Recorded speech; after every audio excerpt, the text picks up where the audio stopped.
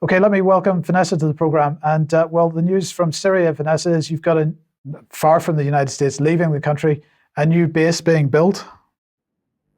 Yeah, interesting news that came out in the last few days and has been sort of picked up and run with, although actually the US putting up new bases inside Syria, they have around between 24 and 28. Some of them are kind of non-permanent structures that they move around and reposition. Some, of course, are the bigger bases, the more permanent reinforced ones like Al-Tanf. So this new US military base that sort of cropped up in the last few days, I just wanted to talk about it in a bit more detail today. The positioning of it, banks of the Euphrates, east of the Euphrates River, very close to the Takbar Dam and the water pumping station. You can see the little American flag logo there. And it's in the village of Al-Swedia. And we've had reports of actually the SDF, the Kurdish Contra forces, being used to effectively ethnically cleanse the village on the pretext that villagers were demonstrating in support of President Assad and his historic speech at the Arab League summit. But they were basically chucked out of the village so that the US forces could move in. There's probably only between 50 and 60 actual military personnel in the base. And the US has previously had bases in this area, particularly when it was claiming to be fighting ISIS in Raqqa, which is about 40 kilometers to the east of the base. But the fact is that this base is being put here for a reason right now. And I just want to play this report from Kevork Almasyan of Syriana Analysis as a sort of introduction to what I'll then try to explain.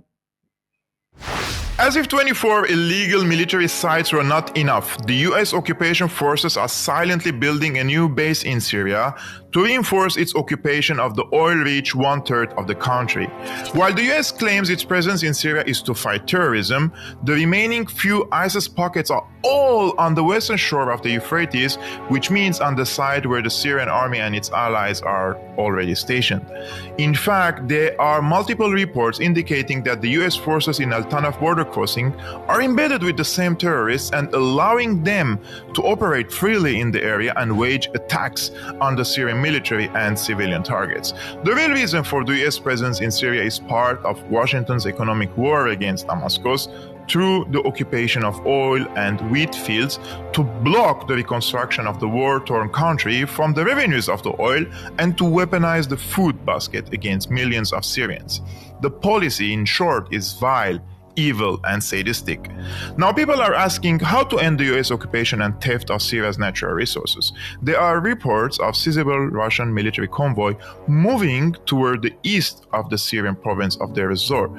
This Russian military deployment coincides with news reports stating that Iranian military equipment has arrived in the region and that the 17th Infantry Division of the Syrian army has been heavily building up on the banks of the Euphrates River.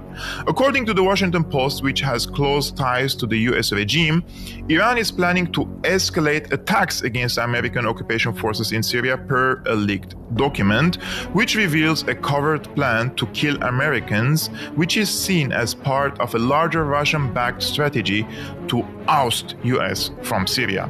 But as the independent investigative journalist Vanessa Bailey asked, why the Washington Post need leaked documents or intelligence officials to inform them that Syrians do not appreciate the illegal occupation of one-third of Syrian territory, unlawful US military bases, regular kidnap and killing of Syrian civilians by US military, theft of oil and agricultural resources, on top of a 12-year hybrid war to topple the Syrian government using terrorist proxies.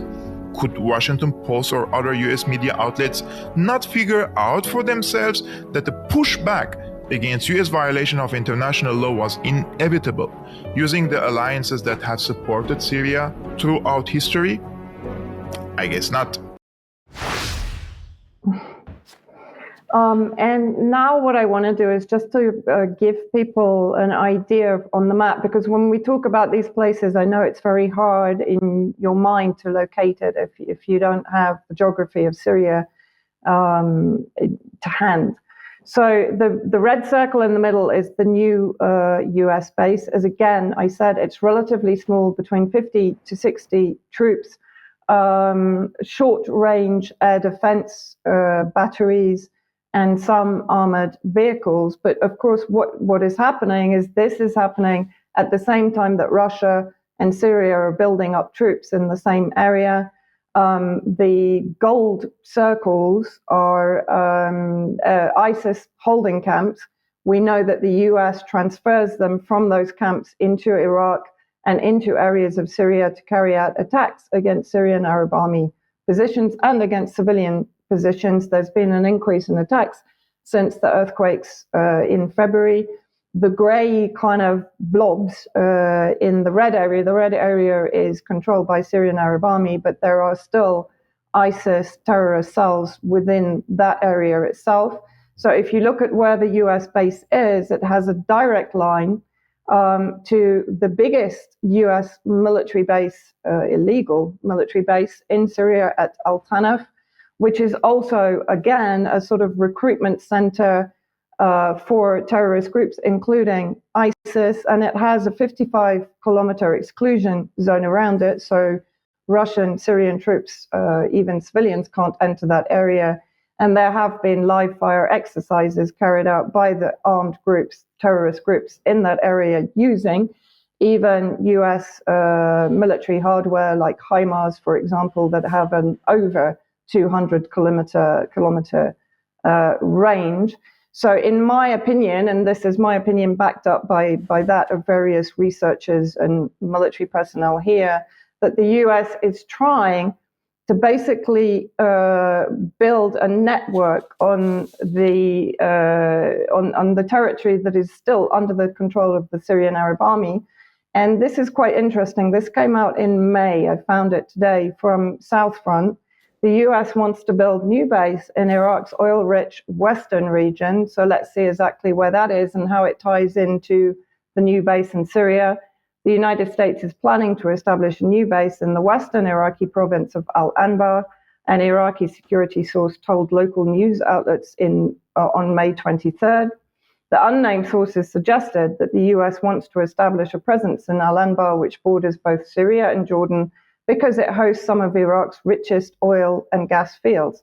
The security situation in the province, which was once considered a stronghold of ISIS, has allegedly improved significantly in the last few years, according to the source. Now, the US maintains some 2,500 troops in Iraq and probably a similar number in Syria, although they tend to downplay it. And recent Iraqi news outlets revealed a plan by the US to further expand its presence within the Ain al-Assad air base, which is located in Al-Anbar. So there you see also an increase in US military in Iraq, and let's see how that ties in to the idea of a direct route to the US base now close to Raqqa and close to the water pumping station of Takbar. And this is important because not only is the US controlling oil and agricultural resources, but Turkey, another NATO member, has control of the majority of the water that enters both Iraq and Syria. So the US being close to the pumping center is also potentially a risk for Syria. And here you have, it's virtually a direct line from Al-Anbar to Tanf to the US base in the center there. And so that means that arms that come into Anbar, for example, the airbase at Anbar can be used potentially in coordination with Al-Tanf and the US base in the center to carry out attacks if there is an escalation between Syria and her allies and the United States. Okay, thank you, Vanessa, for that.